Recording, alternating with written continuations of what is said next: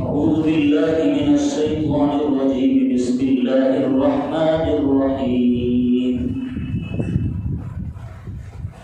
يا أيها الذين آمنوا لا تقولوا راعنا وقولوا انظرنا واسمعوا وللكافرين عذاب أليم.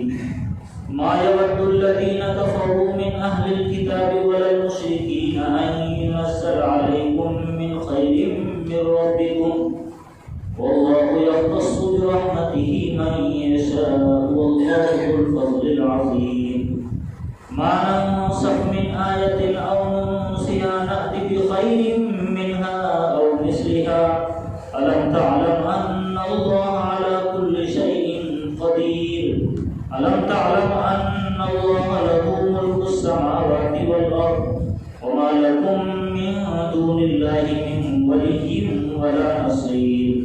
أم تريدون أن تسألوا رسولكم كما سئل موسى من قبل ومن يتبدل الكفر بالإيمان فقد ضل سواء السبيل. ود كثير من أهل الكتاب لو يردونكم من بعد إيمانكم كفارا حسدا من عند أنفسهم من بعد ما تبين لهم الحق فاعفوا واصفحوا حتى يأتي الله بأمره إن الله على كل شيء قدير. وأقيموا الصلاة وآتوا الزكاة وما تقدموا لأنفسكم من خير تجدوه عند الله إن الله بما تعملون بصير. وقالوا لن يدخل الجنة إلا من كان هودا أو نصارى تلك أمانيهم قل هاتوا برهانكم إن كنتم صادقين. بلى من أسلم وجهه لله وهو محسن فله أجره عند ربه ولا خوف عليهم ولا هم يحزنون.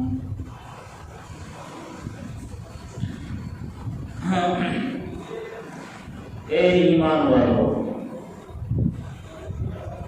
راعنا مت کہا کرو بلکہ انظرنا کہا کرو.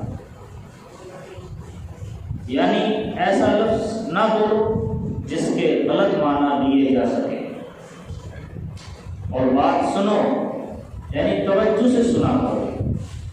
راعنا کو یہودی دو معنی یعنی دوہرے معنی میں گالی کے مفہوم میں استعمال کرتے تھے. دھوکہ یہ دیتے تھے کہ عام مسلمانوں کی طرف توجہ مبذول کرانے کے لیے یہ لفظ بول رہے ہیں، اور دل میں اس کے معنی وہ ہمارے جھرواہے کے لیتے تھے. فرمایا گیا ان منکروں یعنی بدگماش اور بریدہ ذہن لوگوں کو دردناک سزا دی جائے گی. اہل کتاب کے کافر اور تمام مشرکین یہ نہیں چاہتے کہ تمہارے اوپر تمہارے پروردگار کی طرف سے کوئی خیر نازل ہو، حالانکہ اللہ جس کو چاہتا ہے اپنی رحمت سے نوازتا ہے اور اللہ بڑا فضل اور کرم والا ہے.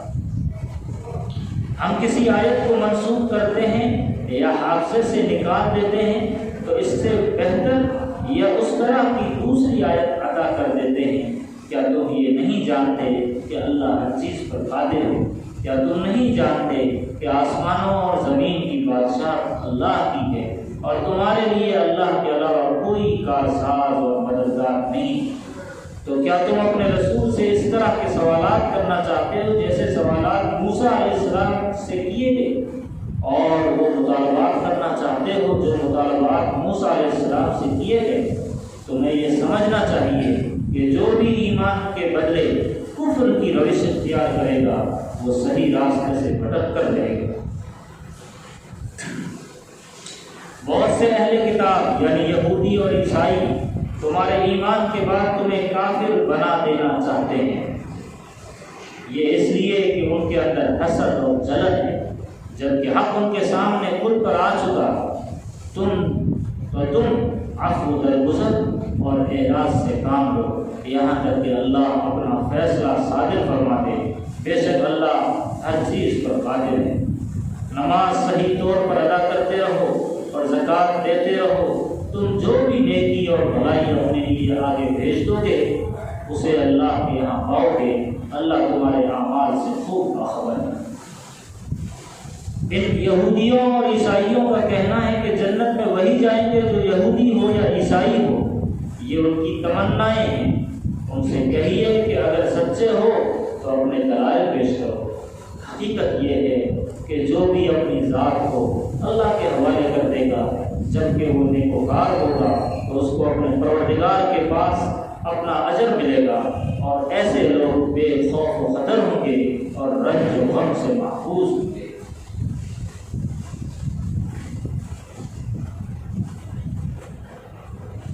قرآن کریم کا یہ 13واں رکوع اور اس کا ترجمہ میں نے آپ کے سامنے بیان کیا۔ آج جو رکوع پڑھا گیا ہے اس میں چند اہم عنوانات لوگوں کو سمجھائے گئے۔ سب سے پہلی بات یہ سمجھائی گئی کہ اے ایمان والو، رکوع اس طرح شروع ہوتا ہے، اے ایمان والو مت کہو رائنا بلکہ کہو انظرنا۔ کیا مطلب ہے؟ نبی کریم صلی اللہ علیہ وسلم جہاں بیٹھتے تھے مجلس لگتی تھی، آپ کی مجلس میں منافق بھی آتے تھے جو دل سے اللہ کے نبی کو نہیں چاہتے تھے، اور وہ آ کر بیٹھ جایا کرتے تھے۔ یہودی بھی آتے تھے، عیسائی بھی آتے تھے۔ تو مدینے میں چونکہ یہودی تھے زیادہ تر، یہ بنی اسرائیل، یہ تورات کے عالم، انجیل کے عالم، پرانے دھرموں کو جاننے والے لوگ، جب نبی کریم صلی اللہ علیہ وسلم اسماعیلی خاندان میں نبی برپا کیے گئے تو انہیں جلن ہو گئی، کیونکہ اب تک جتنے نبی آتے تھے سب انہی کے خاندان میں آتے تھے، کیونکہ انہوں نے قدر نہیں کی نبیوں کی تعلیمات کی، اللہ نے بدل دی، اللہ نے دوسری قوم میں یا دوسرے خاندان میں نبوت رکھ دی۔ اب تک اسحاق کی خاندان میں یا ابراہیم علیہ السلام کے بیٹے اسحاق اور ان کے بیٹے یعقوب، اور یعقوب کا لقب تھا اسرائیل، یعقوب کا دوسرا نام کیا تھا؟ اسرائیل۔ اس لیے یعقوب کی پوری نسل کو، بھلے وہ یہودی ہو یا عیسائی ہو، سب کو کہا جاتا ہے بنی اسرائیل۔ تو اب تک نبی ان میں آتے تھے، تقریباً 3500 سے اوپر نبی آئے، لیکن جب ادھر آ گئے محمد صلی اللہ علیہ وسلم حضرت اسماعیل کی پشت سے، حضرت اسماعیل حضرت اسحاق کے سوتیلے بھائی تھے، سگے بھائی نہیں، حضرت ہاجرہ سے تھے، حضرت اسحاق حضرت سارہ سے تھے۔ تو یہ سوتیلے بھائی کی نسل میں جب اللہ نے نبی بنایا، اور نبی آخر الزمان، انہیں پتا تھا کہ ایک نبی آنے والا ہے، لیکن جب سوتیلے بھائی کے خاندان میں آیا تو حسد ہو گیا، جلن ہو گیا۔ اب جو ہے کوئی موقع ایسا نہیں جانے دیتے تھے جہاں نبی کو تکلیف پہنچانے کی فکر میں نہ لگ رہے، ہر جگہ یہ ان کی کوشش ہوتی کہ نبی کو ستائے، نبی کے صحابہ کو ستائے۔ اور پوری تاریخ مکے کی آپ کے سامنے ہے۔ مدینہ آ گئے تو مدینے کے یہودی لوگوں نے باقاعدہ پلاننگ کر کے مکے کے لوگوں کو ورگلایا، ابھارا، اور اس کے نتیجے میں جنگ بدر ہوئی، پھر جنگ احد ہوئی، پھر جنگ خندق ہوئی، اس طرح بہت ساری جنگیں ہوئی۔ تو اب یہ جو میں نے رکوع پڑھا یہ مدینے میں نازل ہو رہا، مدینے میں نازل ہو رہا، مدینے کی بات چل رہی ہے۔ اور مدینہ منورہ میں اللہ کے نبی علیہ الصلوۃ والسلام کی مجلس میں ایک سب سے بڑا سردار عبداللہ بن ابی بیٹھا کرتا تھا۔ عبداللہ بن ابی کا نام سنا ہوگا، منافقین کا سردار۔ کون تھا یہ؟ منافقین کا سردار۔ نبی آنے سے پہلے مدینے کے لوگ ابھی عبداللہ بن ابی کو مدینے کا سردار بنانے والے تھے، قریب تھا، پوری تیاری ہو چکی تھی کہ اب عبداللہ بن ابی کو بادشاہ بنا دیا جائے، سردار بنا دیا جائے، لیڈر چن لیا جائے، پوری پلاننگ ہو چکی تھی۔ اوس اور خزرج کے لوگ جو بت پرست تھے اور دوسرے منافق، 3 طرح کے لوگ رہتے تھے مدینہ میں۔ ایک اوس خاندان تھا، دوسرا قبیلہ خزرج، اور تیسرا یہودی۔ یہ 3 ٹائپ کے لوگ مدینہ منورہ میں رہتے تھے۔ اوس اور خزرج نے مل کر کے پوری تیاری کر لی تھی عبداللہ بن ابی کو سردار بنا۔ عبداللہ بن ابی کون تھا؟ یہودی تھا۔ اب جب نبی نہیں بنایا، اس کو سردار نہیں بنایا، تو اس کو جلا۔ اب اس نے اپنا ایک ٹولہ تیار کیا، ہر ممکن کوشش کی کہ نبی کو ستایا جائے۔ اسی کی وہ غداریاں تھیں جس کی وجہ سے یہود کو مدینے سے آخرکار نکالنا پڑا۔ آپ کو یاد کہ مدینے سے نکال دیا گیا، بعد میں تمام یہودیوں کو مدینہ خالی کروا دیا گیا لاسٹ میں۔ لیکن شروع میں سب مل جل کر رہتے تھے، ہر ایک دوسرے کا احترام کرتے تھے، ایسا باقاعدہ ایگریمنٹ ہوا۔ لیکن انہوں نے اس ایگریمنٹ کا لحاظ نہیں رکھا اور اس ایگریمنٹ کو توڑ دیا، تب نکال دیے گئے۔ نبی کی مجلس میں یہودی بھی آتے تھے، عبداللہ بن ابی بھی آتے تھے۔ اب آپ یہاں پر بات بڑی توجہ سے سنیے گا۔ رائنا کسے کہتے ہیں؟ رائنا کہتے ہیں ہماری طرف او نبی ذرا ہم پر توجہ کیجیے، اس کا مطلب یہ ہے او نبی ذرا ہماری طرف دیکھیے، نظر عنایت کیجیے، اس کا مطلب یہ رائنا۔ لیکن ایک اور لفظ ہے اس سے ملتا جلتا، رائنا، اس کا مطلب ہے وہ ہمارے چرواہے، وہ ہمارے چرواہے، جو بکریاں چرواتا ہے اس کو چرواہا بولتے ہیں، وہ ہمارے چرواہے۔ اب آپ دیکھیے جو دل میں جلتا ہے، حسد کرتا ہے اور آپ سے بسا اوقات ملتا ہے، تو آپ نے دیکھا ہوگا بازو میں دوست بیٹھا ہے تو اس کی حرکت بتا دیتی ہے کہ یہ مجھے دل سے نہیں چاہتا، اوپری اوپری ملاقات کرتا ہے، اوپری اوپری میری تعریف کرتا ہے، اوپری اوپری مجھے حاجی صاحب، مجھے قاضی صاحب، مجھے حافظ صاحب، عالم صاحب بولتا ہے، سمجھ میں آ جاتا ہے۔ کبھی کبھار ٹونٹ مارنے کے لیے آنکھ مارتا ہے اپنے دوست کی طرف۔ یہ تمام حرکتیں منافقانہ حرکتیں، یہ تمام حرکتیں منافقانہ حرکتیں۔ ایک دوست کو آنکھ مارتا ہے پھر کچھ پوچھتا ہے۔ سیم یہ طریقہ یہودی لوگ اپناتے تھے، نبی کو آ کر کہتے تھے حضرت حضرت حضرت، توجہ کیجیے، ہماری بات سنیے۔ کبھی کہتے تھے السلام علیکم، یہ صحابہ کہتے تھے السلام علیکم، اور نبی آپ پر سلامتی ہو، السلام علیکم یا رسول اللہ، ایسا ہم کے بولتے تھے۔ اب یہ لوگ کیا بولتے تھے؟ لفظ کو لام کو کٹ کر کے بولتے تھے السلام علیکم یا رسول اللہ۔ کیا بولتے تھے؟ السلام علیکم یا رسول اللہ۔ کیا بولتے تھے؟ السلام علیکم یا رسول اللہ، السلام نہیں بولتے تھے۔ اتنا دبا کے بولتے تھے کہ دوسروں کو سمجھ میں نہ آئے، دوسرے یہ سمجھے بیچارہ سلام کر رہا ہے نبی کو، نبی پر سلامتی بھیج رہا، لیکن دل میں حسد کی وجہ سے لفظ صحیح نکلتے نہیں تھے۔ جیسے کوئی کسی کو بولتا ہے، کوئی جیسے کسی کا نام ہے اچھا خاصا تو بگاڑ کے بول دیتا ہے، ایسا لفظ بگاڑتا ہے کہ اس کو برا لگے اور زبان پر مسکراہٹ رہتی ہے۔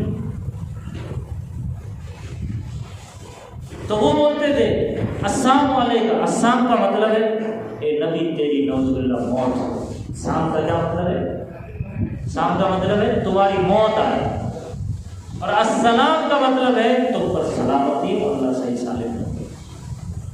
اب یہ جو حرکتیں ہیں یہ منافقانہ حرکتیں ہیں، یہ یہود کرتے ہیں۔ کبھی کبھی بولتے تھے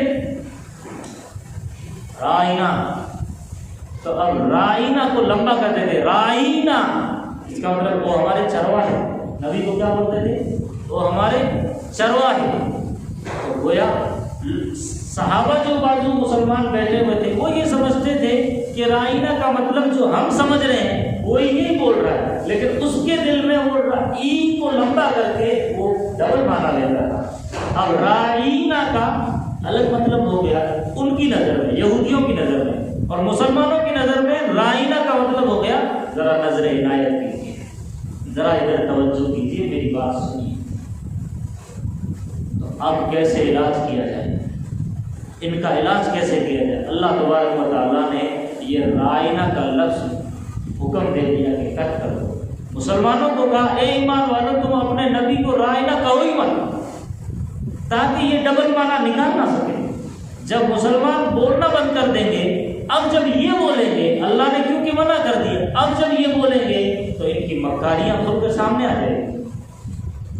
تو اللہ نے اس طرح علاج کیا کہا؟ رائنا مت کہو یا ایھا الذین آمنو، اے ایمان والو رائنا نبی کو مت کہو، بل کے کہو انظرنا. انظرنا کا مطلب کیا ہے؟ ہماری طرف دیکھیے.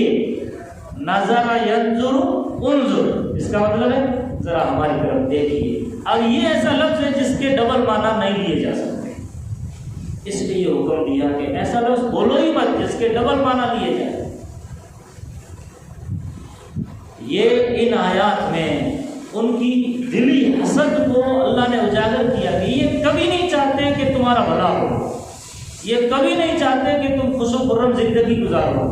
ما یود الذین کفروا من اہل الکتاب ولا المشرکین ان ینزل علیکم من خیر من ربکم، اللہ کی طرف سے کوئی خیر تم پر نازل ہو یہ نہیں چاہتے.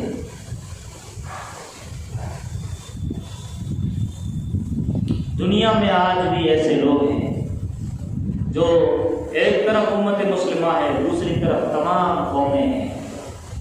جب وہ قانون بناتے ہیں ان کو اپنی پرواہ نہیں ہے، بس امت مسلمہ کے فرد کا نقصان ہونا چاہیے. ایسے قانون بنائیں گے، ایسی پالیسیاں لائیں گے، ایسا ماحول کریٹ کریں گے. آپ کو پتہ ہے کہ ابھی ایک نئی ایجوکیشن پالیسی آئی ہے جس کو نام دیا NEP، new education policy NEP. تو یہ جو ہے آگے وہ لاگو ہونے والی ہے، اس پر ریسرچ ہو رہا، اس کے لیے پورا مٹیریل تیار ہو رہا. یہ ایسی پالیسی ہے کہ جس کے اندر تمام سنسکرت کو فرض قرار دیا گیا، تمام اسکولوں میں سنسکرت واجب ہوگی پڑھانا. اور اس میں جو ٹائٹل دیے گئے، ہسٹری دی گئی، وہ ایسی ہے کہ شری رام اور شری کرشنا اور فلاں دیوتا بھگوان ان کی کہانیاں، تاکہ ہمارا بچہ شروع سے ہی وہی پڑھے جو شرک ہے، وہی پڑھے جو کفر ہے. تو اب تم کو تلوار سے یا زخم دے کر یا نیزوں سے یا بم بلاسٹ کر کے تم کو مارنے کی ضرورت نہیں. تم کو اندر سے کھوکھلا ایسا کیا جائے گا کہ تمہاری نسلیں تم سے بغاوت کریں گی، ہماری اولاد ہم سے بغاوت کرے گی آنے والے زمانے میں. خود بخود کہیں گی کہ یہ نہیں چاہیے، یہ پرانی کہاوتیں قرآن حدیث نہیں چاہیے، یہ چاہیے جو یہ دیا جا رہا ہے اس کو ایسا. اچھا لوگ اس کو کیوں تسلیم کریں گے؟ اس لیے تسلیم کریں گے کہ اس کے اندر جو پڑھانے کا میتھڈ ہے، جو ٹیچنگ میتھڈولوجی ہے، وہ ایسی زبردست ہے کہ شاید آج سے پہلی ایسی ٹیچنگ میتھڈولوجی نہیں آئی ہے لٹریچر میں پہلی. اس لیے لوگ اس کو اپنائیں گے. اس لیے ہمیں سمجھنا ہے، حالات کا جائزہ لینا ہے.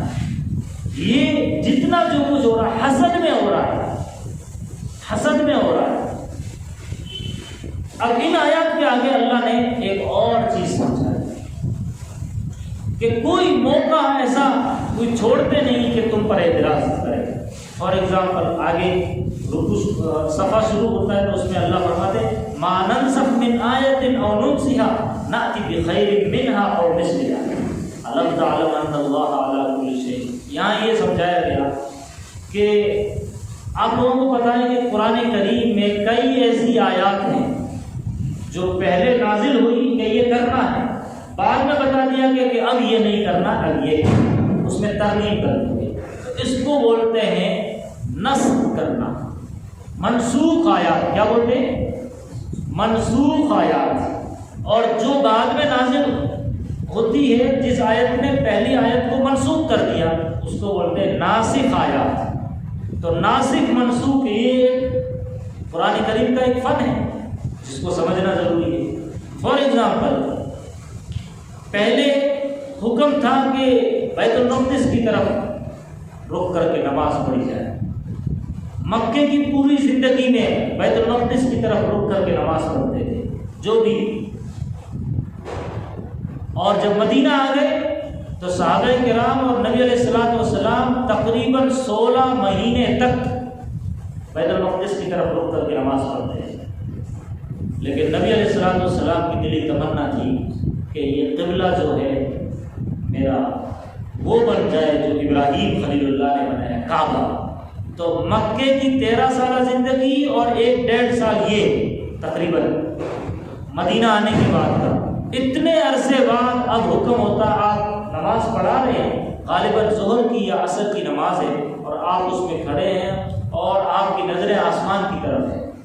اللہ خود قرآن میں اس منظر کو کھینچا ہے، اے نبی میں دیکھ رہا ہوں کہ تم کبھی اوپر دیکھ رہے ہو، آسمان کی طرف نگاہ کیے ہوئے، دل میں تمنا ہے کہ قبلہ بدل دیا جائے، لو آج میں نے بدل دیا۔ تو اللہ نے وہ قبلہ بدل دیا۔ نماز ہی کی حالت میں آپ کعبے کی طرف گھوم گئے جو مکہ میں، اور بیت المقدس سے رخ پھیر لیا۔ اس لیے آپ نے دیکھا ہوگا جو حاجی لوگ جا کے آئے، مدینہ میں ایک مسجد ہے، مسجد قبلتین، مسجد قبلتین، دو قبلوں والی مسجد آدمی، اسی مسجد میں یہ حکم آیا تھا۔ تو جب یہ حکم آیا تو لوگ مذاق اڑانے لگے، ہو تمہارا اللہ کیسا ہے، پہلے ایک حکم دیتا ہے پھر اسی کو منسوخ کر دیتا ہے، ایک ناسخ آیت آتی ہے پہلی آیت کو منسوخ کر دیتا ہے۔ تو اللہ تبارک و تعالیٰ نے ان کا یہ جواب دیا کہ کیا اللہ بہتر جانتے ہیں یا یہ لوگ بہتر جانتے ہیں؟ جیسے چھوٹی سی مثال سے سمجھیے، حالانکہ اللہ کے لیے یہ مثال دینا صحیح نہیں، لیکن سمجھانے کے لیے ہم دیتے ہیں۔ جیسے ڈاکٹر ہے، ڈاکٹر آپ کو پہلے دن دوائی لکھ کے دیتا ہے، یہ لینا ہے، یہ لینا ہے، وہ لینا ہے۔ آپ کو 3 دن بعد بلاتے ہیں اور دوائی چینج کرتا ہے۔ کیوں چینج کرتا ہے؟ آپ کی طبیعت میں آپ کی مزاج کو وہ سمجھتا ہے، اور سمجھنے کے بعد پھر دوا چینج کرتا ہے کہ اب تمہیں یہ ضرورت، پہلے یہ ضرورت تھی جب تمہاری طبیعت ایسی تھی تو اس کے مطابق دوا دی، اب طبیعت میں ذرا چینجنگ آئی تو اب دوا بدل دی گئی۔ وہ اللہ تبارک و تعالیٰ ہے، تمہارے مزاج سے واقف ہے۔ پہلے تمہاری طبیعتوں میں ذرا مجاہدے کا، قربانی کا، اور کچھ طبیعت بن جائے، مزاج بن جائے، جب بن گیا تو اللہ نے پھر اب حکم نازل کیا، تو اس کو بولتے ہیں پہلی آیت کو منسوخ کرنا، اور جو بعد میں آئی ہے اس کو بولتے ہیں ناسخ آیت۔ جیسے اللہ تبارک و تعالیٰ نے پہلے حکم دیا کہ نماز کی حالت میں، شراب نشے کی حالت میں نماز کے قریب مت جاؤ، یہ قرآن۔ تو اس کا مطلب کیا ہوا کہ جو صحابہ نماز میں نہیں ہے، نماز کا ٹائم نہیں ہے، تو جن کو شراب پینے کی عادت ہے وہ پی سکتے ہیں۔ پہلے جائز تھا شراب، پھر کچھ لوگوں کے مزاج، جن طبیعت ذرا ایمان بڑھ گیا اور نبی کی مجلس سے ان کی طبیعت بن گئی، ایمان مضبوط ہو گیا، تو اب حکم ہوتا ہے کہ جب تم نشے میں ہو تو نماز کے قریب مت جاؤ۔ یا ایھا الذین آمنوا لا تقربوا الصلاۃ وانتم سکارى، جب تم نشے میں ہو تب نماز کے قریب مت جاؤ۔ پہلے کیا حکم آیا؟ پہلے حکم یہ آیا کہ جب جو ہے نماز کا وقت ہو تو شراب مت پیو۔ پھر آیا جب تم نشے میں ہو تو نماز کے قریب مت جاؤ۔ اب لاسٹ میں تیسری آیت آتی ہے، جس تیسری آیت نے پہلی 2 آیتوں کو منسوخ کر دیا، کہا گیا حرمت علیکم المیتۃ والدم ولحم الخنزیر۔ یہاں پر کہا گیا انما الخمر والمیسر والانصاب، یہاں پر کہا گیا کہ شراب اور پورا حرام، یہ شیطانوں کا کام ہے، اس سے بچو، اس میں نقصان ہے، اس میں نقصان زیادہ ہے اور فائدہ کم ہے، ایسا سمجھایا گیا۔ تو وہاں پر اب تو یہ اللہ جانتا ہے کہ انسان کی طبیعت کیسی، مزاج کیا ہے۔ تو پہلے زمانے میں جو وہاں رک کر کے نماز پڑھتے تھے، یا تورات کو مانتے تھے، انجیل کو مانتے تھے، بائبل کو مانتے تھے، اب قرآن ایسا ہماگیری اور عالمی ایک کتاب آ گئی کہ جب اب اسی کو فالو کرنا ہے، بقیہ تمام کے تمام کتابیں منسوخ، بقیہ تمام کے تمام پہلے کے آیات سب کی سب منسوخ، حالانکہ وہ بھی نبی پر نازل ہوئی تھی، لیکن اب چلے گا قرآن پر۔ تو یہ اس کو بولتے ہیں ناسخ، اس سے مذاق اڑاتے تھے۔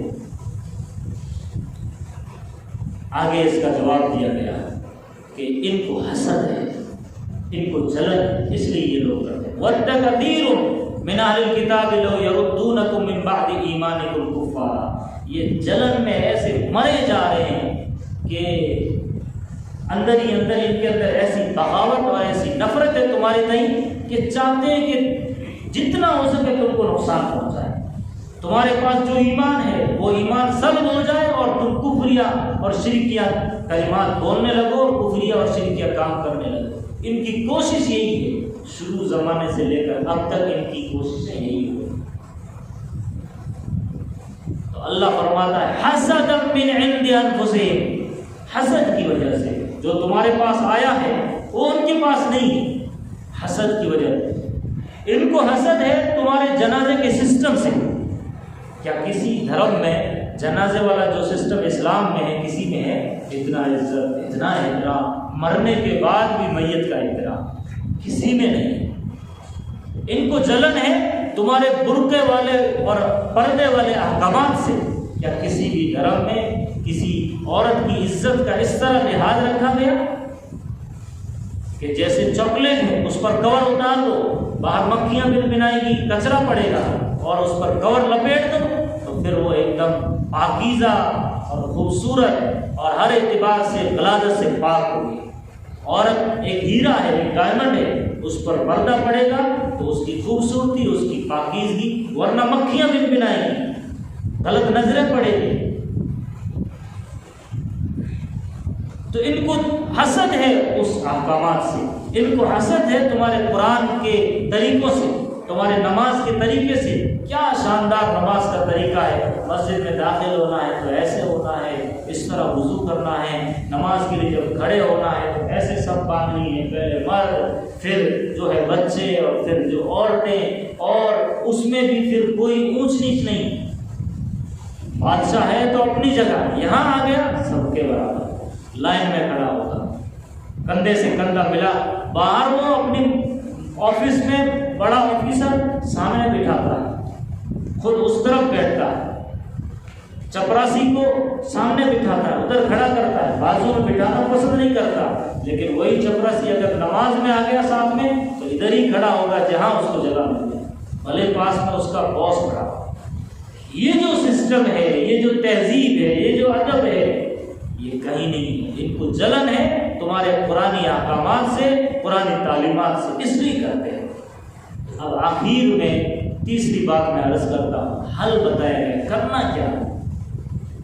موجود حالات ہمارے سامنے، تریپورہ کے حالات آپ کے سامنے، کیا غضب ڈھایا ہے، کیا ظلم ڈھایا ہے امت مسلمہ کے بچوں پر، عورتوں پر، مسجدوں پر۔ کل خبر ہے تقریباً 21 مسجدیں شہید کر دی گئی، نمازیوں کو شہید کیا گیا، اماموں کو شہید کیا گیا۔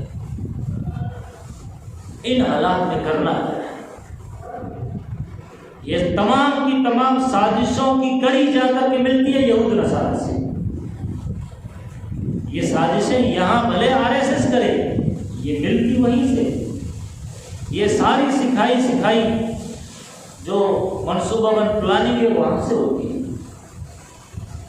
ہٹلر سے سیکھ کے آئے تھے لوگ، آپ کو پتا ہونا چاہیے۔ آپ RSS کی تاریخ پڑھیں گے تو شروع میں 5 برہمن لوگ،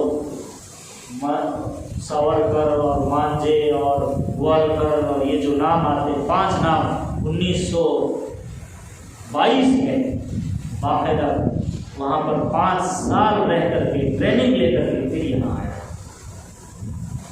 ہٹلر نے کس طرح جو ہے یہودیوں کو مارا تھا۔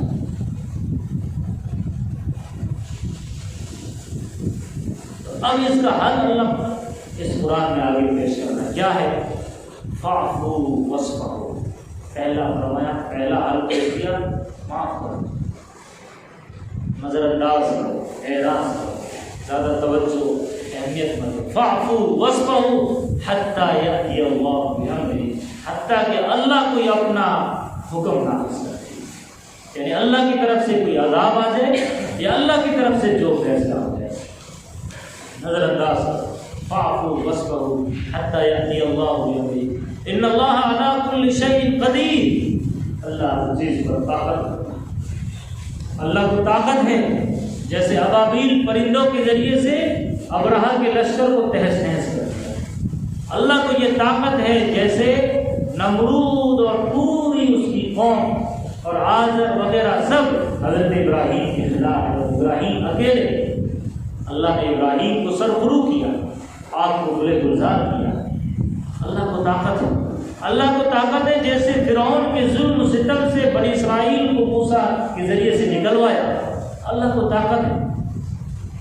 تو یہاں تعداد کا اعتبار نہیں ہے، اللہ جسے چاہتا ہے نجات دے دیتا ہے، اور اللہ نے ایسا کر کے دکھایا۔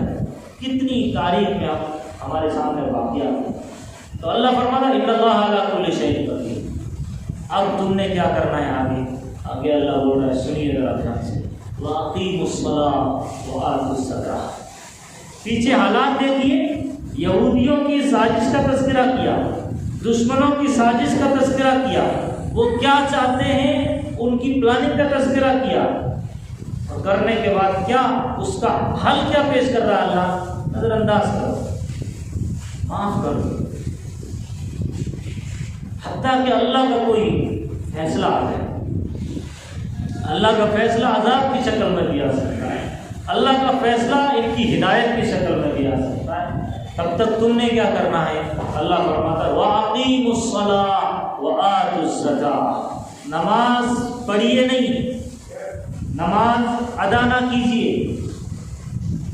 کیا مطلب؟ اپنی نماز مت پڑھیے، نماز صرف ادا مت کرو، نماز قائم کرو، نماز کا ماحول بناؤ، نماز والا ایک تمدن کریٹ کرو۔ اور اس کے پیچھے بڑی جامع ایک یہ جملہ ہے، لیکن اس کے پیچھے بہت دور اندیشی والی باتیں ہیں، وقت نہیں۔ نماز والا ماحول، نماز والا مزاج کیا ہے؟ اللہ بولتا ہے نماز پڑھو، تو ہم بولتے ہیں ہم تو نماز سالوں سے پڑھ رہے ہیں۔ پھر کیا مطلب ہے یہاں نماز پڑھو؟ کیا مطلب نماز قائم کرو؟ کیا مطلب؟ اس کا مطلب یہ ہے کہ جس ادب سے، جس ڈھنگ سے، جس تمیز سے، جس سلیقے سے تم ایک دم پاکیزہ ہو کر کے آس پاس میں آ کر کے کھڑے ہوتے ہو، کوئی تم میں چھوٹا بڑا نہیں ہے۔ جب امام سے غلطی ہو جاتی ہے تو تم لوگ بولتے ہو پیچھے سبحان اللہ، جب امام سے غلطی ہو جاتی ہے تم لوگ پیچھے بولتے ہو الحمدللہ یا اللہ اکبر یا سبحان اللہ، ایسا بول۔ جیسے رکوع میں امام کو جانا تھا اور رکوع میں نہیں گئے، یا سجدے میں بیٹھنا تھا اور نہیں بیٹھے، اٹھ گئے، تو تم کیا بولتے پیچھے؟ سبحان اللہ۔ کیا مطلب؟ اللہ پاک ہے، آپ انسان ہیں، آپ سے غلطی کا امکان ہے۔ تو یہاں جیسے سبحان اللہ بولتے ہو جس جذبے سے، جس نیت سے، غلطی ہو گئی، انسان، یہ والا مزاج تمہارا باہر بن جائے جو نماز کے اندر ہے۔ جیسے نماز میں تم آپس میں جوڑ کر کے کھڑے ہو، کندھے سے کندھے ملا کر، باہر بھی تمہارا یہ نظریہ بن جائے، تمام امت مسلمہ کا ہر فرد تمہاری نظر میں محبوب، سب کا تم بھلا چاہو۔ جیسے یہاں پر ایک دوسرے کا خیال رکھتے ہو، کھانستے نہیں ہو، بہت ساری چیزیں کیا کیا بیان کریں، کھانستے نہیں ہو، ہاتھ رکھتے، آپ کے یہاں سے کچھ چھینٹے اچھلے اور بازو کے ساتھی پر پڑ جائے۔ حکم ہے کوشش کرو کہ کھانسی آئے تو روک لو، یہ حکم ہے، یا یہ کہ آئے تو ہاتھ رکھو، منہ میں مسواک کر کے آؤ۔ کیا اللہ نے لحاظ رکھا ایک ایمان والے کا؟ نماز آپ کس کے سامنے پڑھ رہے ہیں؟ اللہ کے سامنے، لیکن اللہ لحاظ کس کا رکھوا رہا؟ اپنے پڑوس میں جو بندہ ایمان والا کھڑا ہے اس کا۔ تمہارے منہ سے بدبو آئے گی، اسے تکلیف ہوگی، اور یہاں جو فرشتے کھڑے انہیں بھی تکلیف ہوگی۔ اس لیے صاف کر کے آؤ، دانت صاف کر کے آؤ، کلی کر کے آؤ، مسواک کر کے آؤ۔ جو خدا یہ جو تمہارا مزاج یہاں بنا رہا ہے، یہ مزاج تمہارا باہر بھی بن جائے۔ نماز میں جیسے تم سب مل کے پڑھتے ہو، ایسے ہی باہر بھی تم ہر کام مل کے کرو، اجتماعیت کے ساتھ کرو۔ تم نے دین کا کام اجتماعی انداز میں کرنا ہے۔ تم نے جیسے تم چاہتے ہو کہ میں جھوٹ نہ بولوں، تو تم یہ چاہو کہ دوسرا بھی نہ بولے۔ جیسے تم چاہتے ہو کہ میرا بچہ جو ہے غیبت اور چغلخوری یا زناکاری یا بدکاری میں ملوث نہ ہو، ویسے تم باہر کوشش کرتے رہو کہ تمہارے محلے میں جتنے لوگ غلط کاموں میں ملوث ہیں ان کو چھڑاؤ، ان کاموں سے نکالو، دعوت کا کام عام کرو، ان کی اصلاح کی کوشش کرو، ان سے جا کر کے ملو، ان کی تشکیلیں کرو، ان سے مذاکرے کرو، ان کو اللہ کا اور قیامت کا میدان حشر کی یاد دلاؤ۔ یہ سارا مفہوم اس ایک لفظ میں، نماز قائم کرو۔ وآتوا الزکاۃ، زکوٰۃ دو۔ کیا مطلب ہے؟ اجتماعی انداز میں زکوٰۃ ادا کرنے کا ماحول بناؤ۔ آپ نے اپنی زکوٰۃ دے دی کسی غریب کو تو کس جذبے سے دی کہ اس کی بھوک مٹے، تو ہر جگہ تمہارے دل میں دوسروں کے تئیں ہمدردی ہو، تمہاری زبان سے کوئی بول ایسا نہ نکلے جس سے تکلیف ہو، تمہارے آؤ بھاؤ سے کوئی ایسا عمل نہ ہو جائے جس سے سامنے والے کو تکلیف ہو۔ ہر جگہ دوسروں کی تکلیف کا لحاظ رکھو، ان کے ساتھ غمخواری کا، خیر خواہی کا جذبہ رکھو۔ یہ سمجھانا مقصد ہے زکوٰۃ والے جملے سے۔ بات سمجھ میں آ رہی؟ وَأَقِیمُوا الصَّلَاةَ وَآتُوا الزَّکَاةَ۔ آگے فرمایا وَمَا تُقَدِّمُوا لِأَنفُسِکُم مِّن خَیْرٍ تَجِدُوهُ عِندَ اللَّهِ۔ جو کچھ آگے تم پارسل بھیجتے رہو گے اللہ کے پاس، اللہ کے یہاں تمہیں ملے گا، کچھ کمی نہیں کی جائے گی، تمہارا کوئی عمل ضائع نہیں ہوگا، وہاں تم کو اس سے بہتر ملے گا۔ بات ختم کر رہا ہوں۔ آگے فرمایا یہ یہودی کہتے ہیں کہ یہودیوں اور نصرانیوں کے علاوہ کوئی جنت میں نہیں جائے گا، سارے لوگ جہنم میں جائیں گے، ان کا ایسا عقیدہ ہے۔ یہودی لوگ کیا کہتے ہیں؟ وَقَالُوا لَن يَدْخُلَ الْجَنَّةَ إِلَّا مَنْ كَانَ هُودًا أَوْ نَصَارَىٰ۔ جنت میں صرف یہودی اور نصارہ جائیں گے، باقی کوئی جنت میں نہیں جائے گا۔ اللہ فرماتا ہے ان سے کہو تِلْكَ أَمَانِيُّهُمْ، یہ صرف تمہاری تمنائیں ہیں، حقیقت سے اس کا کوئی لینا نہیں۔ تِلْكَ أَمَانِيُّهُمْ، یہ صرف تمہاری تمنائیں، تمنا کرتے رہو۔ قُلْ هَاتُوا بُرْهَانَكُمْ، اگر تم دعوے میں سچے ہو تو کوئی دلیل لاؤ کہ تم ہی جنت میں جاؤ گے، باقی کوئی نہیں جائے گا۔ ان کو تم صادقین، اگر تم سچے۔ آخر میں اللہ نے فرمایا، آخری آیت شروع کی، بلا سنو، سب طرف اعلان کر دو، مسلمانوں کو بھی کر دو، یہودیوں کو بھی کر دو، نصارہ کو بھی کر دو۔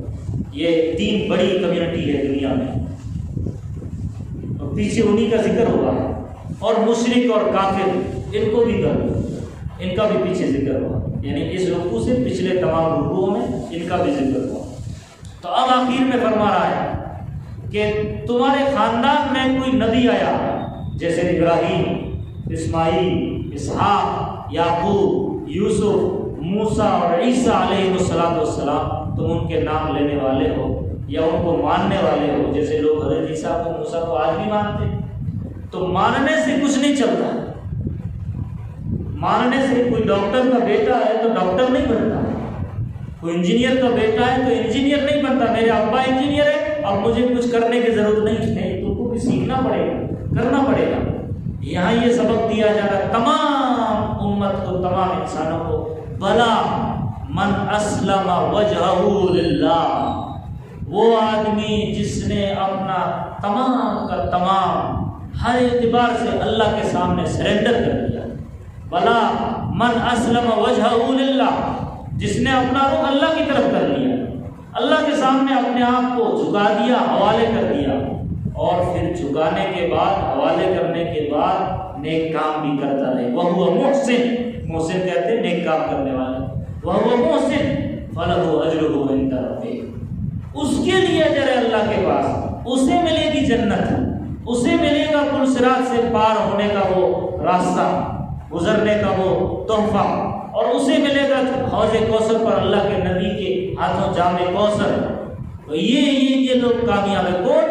من اسلم وجہہ للہ وہو محسن۔ صرف نصارہ ہونے سے، حضرت عیسیٰ کو ماننے سے کام نہیں چلتا، یا صرف محمد رسول اللہ صلی اللہ علیہ وسلم کو ماننے سے کام نہیں چلتا، یا صرف حضرت موسیٰ کو جیسے یہودی ماننے سے کام نہیں چلتا، وہ کام کرنے پڑیں گے جو ان کی تعلیمات ہیں۔